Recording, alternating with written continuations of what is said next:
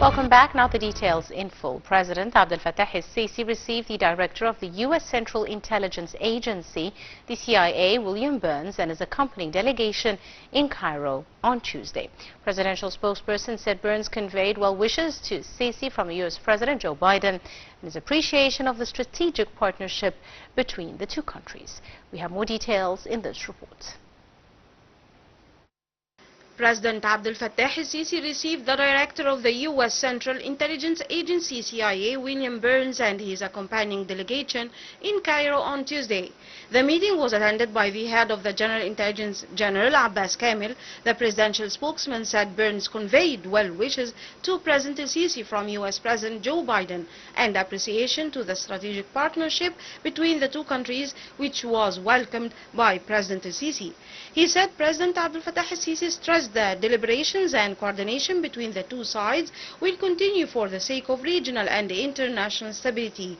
He added that the meeting also tackled the latest developments to joint efforts to reach a ceasefire in Gaza. The presidential spokesman said that President el-Sisi reiterated his stance against the continuing military operations in Gaza.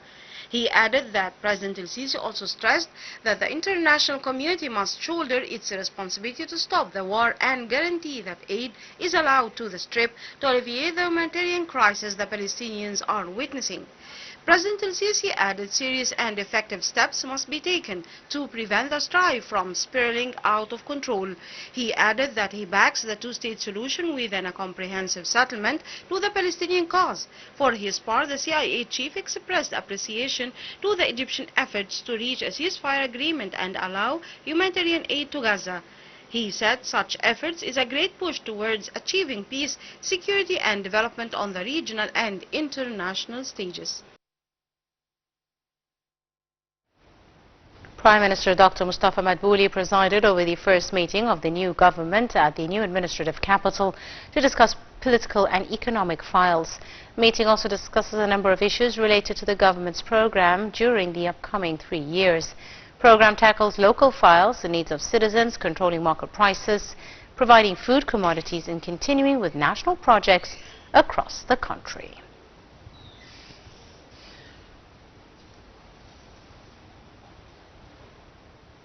The Arab League Secretary General Ahmed Abul Gheid called on Japan to recognize the Palestinian state to be on the right side of history. This came during an expanded meeting held in Tokyo at the Japanese Journalists Club on the sidelines of the 5th round of the Arab-Japanese Economic Forum.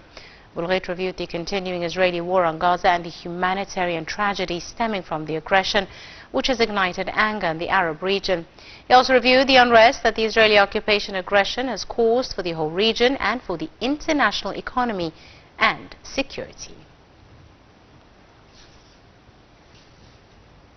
Jordan's Foreign Minister Ayman al-Safadi held a joint press conference with the chief of the United Nations Agency for Palestinian Refugees, Philip Lazzarini, in Damascus on Tuesday. Addressing the press conference, he said efforts are being exerted to increase financial aid to the UNRWA. He said UNRWA has an active role to support the Palestinians and could not be replaced. He added the Israelis are committing war crimes in Gaza and the West Bank, whilst the international community is unable to stop them. For his part, the UNRWA chief said he discussed with the Jordanian side means of improving the dire humanitarian conditions in Gaza. Lazzarini said half of UNRWA's buildings have been destroyed since the start of the war. He said UNRWA is being subject to a wider political attack.